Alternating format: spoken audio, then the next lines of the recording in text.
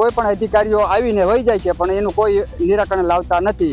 તો આપ શ્રી તમામને મારી નમ્ર વિનંતી છે કે અમારા આ જે સમસ્યાનું નિરાકરણ છે, અંદાજે 150 એકર જમીન હવે ટૂંક સમયમાં પડતર રહેશે જો આ પાણીનો નિકાલનો યોગ્ય વ્યવસ્થા નહીં કરે તો આ યોગ્ય નિકાલ કરવા આપ શ્રી તમામ સાહેબને મારી નમ્ર વિનંતી છે. અને કલેક્ટર સાહેબને ખેરાની વિઝિટ કરતા એમણે મૌખિક રજૂઆત કરેલી, પણ આજ તારીખ લગીને આમાં કંઈ થયું નથી. તો અમારી નમ્ર અરજ છે કે આ તાત્કાલિક ધોરણે આ કરો કામ.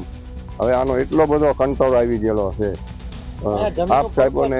અને પડતર જ છે ને, કેટલા ખેતર પડતર થઈ ગયા? 5 થી 100 ખેતર પડતર અત્યારે હાલમાં છે.